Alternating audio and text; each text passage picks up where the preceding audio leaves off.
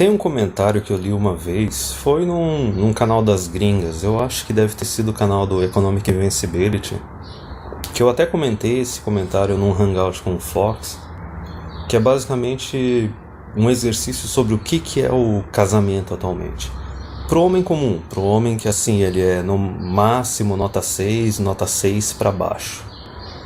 E basicamente, o cara no comentário ele falou que o homem comum, assim, no máximo nota 6 atual, o casamento para ele é uma cucagem automática, e a mídia, a cultura atual, ela defende isso.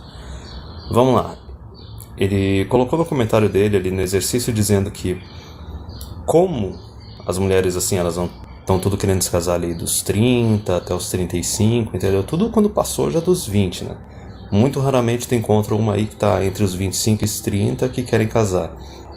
E geralmente elas têm consciência que elas são jovens, então elas estão em modo golpe do baú. O cara tem que ser bem abonado para conseguir convencer ela a casar. E a gente já sabe a consequência disso, né? A bombinha relógio do divórcio rolando depois. Mas esse negócio de casar entre os 25 e 30, isso é coisa da geração X. Já passou. Geração Y é a mulherada toda depois dos 30, tem até umas loucas aí de 35 dizendo que querem ter filhos. Mas enfim, voltando pro comentário. Aí o cara falou assim no exercício ali que ele fez no comentário, dizendo, quer dizer, todo homem que vai se casar atualmente, homem mediano, moderno, ele tem como a recompensa dele, né, o prêmio dele na sociedade por ser um cara responsável, o quê? É uma mulher com mais de 30, que já tem no histórico dela, sei lá, 20, 30 ou mais caras no histórico dela. Então, automaticamente, para todas as definições, o cara é um cuck. É um cuck, ele foi cuqueado por todos aqueles outros caras que apareceram antes e não pagaram o preço total pelo acesso a essa mulher. Quer dizer, ele está pagando o preço total, preço completo pro acesso a essa mulher, só que sendo que teve um monte que já abocanhou um pouquinho antes. É basicamente a ideia assim de o cara ir numa concessionária, comprar um carro zero e o carro tá lá com 20 mil quilômetros, assim, já lá de quilometragem já rodada, entendeu? Ué, que coisa é essa? E tudo bem, pode ter algumas situações que, o cara vai encontrar uma mulher que teve, sei lá, vamos lá, uma conservadora, assim, uma mais recatada que teve uns 10 caras no histórico dela. Basicamente aquela mulher que praticamente só teve namorados, né? Ainda assim, teve 10 antes, entendeu? E talvez até ela, por comparação, que é basicamente como é que funciona a autoestima feminina. A mulher é bem competitiva entre as mulheres, né? Basicamente a autoestima delas, o ego delas se alimenta de ficar rebaixando as outras, entendeu? Por isso que muitas vezes tu vê umas mulheres assim, mais conservadias, assim, falando das outras. Assim, eu não sou que nem aquela outra lá. Então, novamente, da mesma forma que aquela que tá entre os 25 e 30, a que tem uns 10 caras no histórico dela, vai querer um preço maior, vai querer um lucro maior no casamento, certo?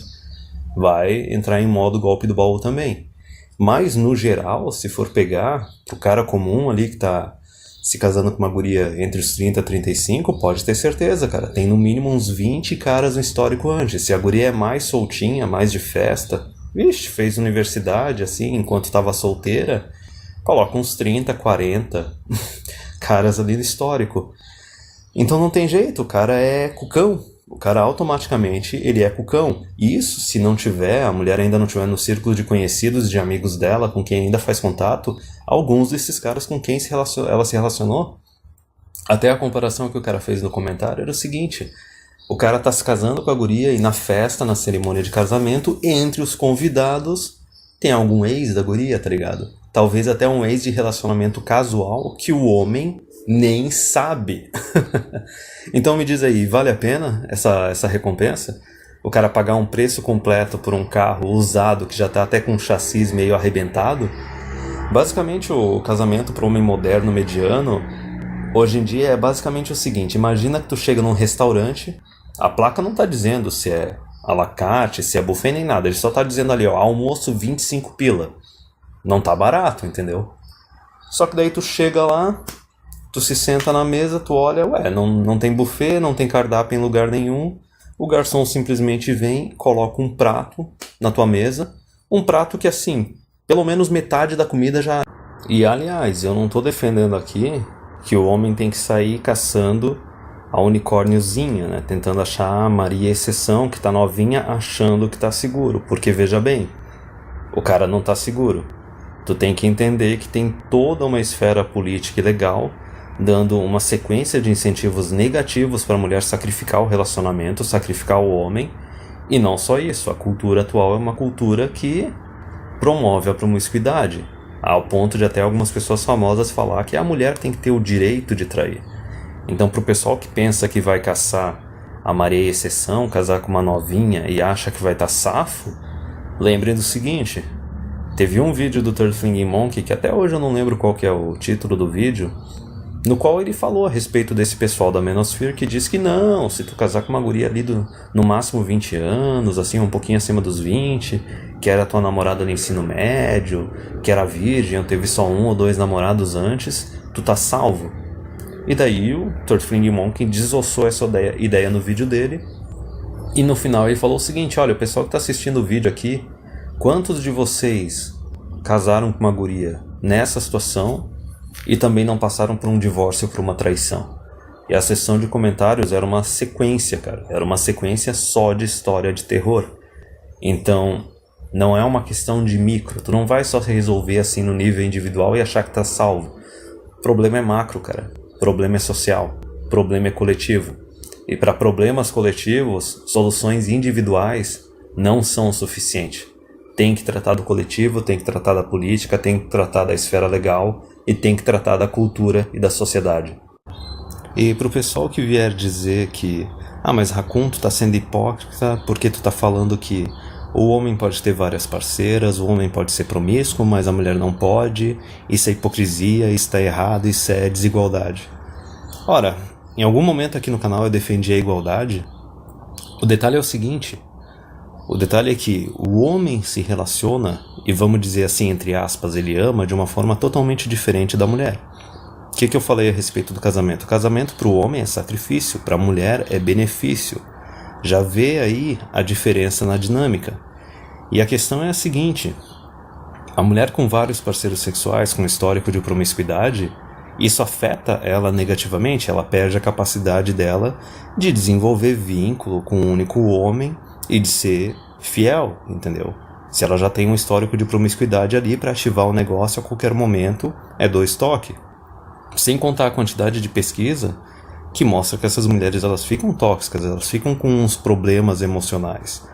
Elas se tornam, não diria assim nem bipolar nem nada disso, mas elas têm uma grande incidência assim, de ser mulheres que têm problema de depressão, quando elas ficam muito tempo solteiras, assim, depois de uma promiscuidade absurda. Em consequência, em contrapartida, se tu for ver assim o lado masculino, horas, o cara que tem um histórico maior de parceiras, o cara se torna mais seguro, o cara se torna mais confiante, e isso é uma coisa que atrai a mulher, isso é uma coisa que mantém o relacionamento com ela. Resumindo, isso é uma coisa que não beneficia só o homem, beneficia tanto o homem quanto a mulher. E para quem vier dizer que não, mas daí isso vai fazer com que o homem também queira trair, queira abandonar o relacionamento, não necessariamente, isso está errado. Porque, como eu já disse na minha premissa, quem investe no relacionamento é o homem. Quem só recebe no relacionamento é a mulher. Então, o fato do cara ter um histórico maior de parceiras anterior, ou um histórico de promiscuidade, isso não muda nada na hora que ele está tendo um relacionamento. Muda pro lado bom, que ele se torna mais seguro, mais confiante, e é mais fácil dele de lidar com a mulher e lidar com o relacionamento. Ela se sente mais segura por causa disso e ela também se beneficia disso. Só que o homem ele não sai traindo a troco de nada ou chuta o balde do relacionamento porque é ele que está investindo no relacionamento. Veja bem, eu até falei o histórico dos caras assim que ficam com a mulher o resto da vida, sendo que o benefício maior deles foi só durante no máximo 10, 15 anos quando a mulher era jovem. Só que depois o cara fica cuidando. Tanto que a gente tem como exemplo aquelas histórias de homens que estão nos seus 50, 60 anos, estão casados até hoje, têm amantes. Eles terminam com a mulher, eles abandonam a mulher. Ora, muitas vezes a mulher já chegou na menopausa, não transa com o marido sei lá quanto tempo faz, meses, se não anos, só que o cara ainda ama a mulher, o cara ainda gosta da mulher. Ele continua com ela e continua cuidando dela.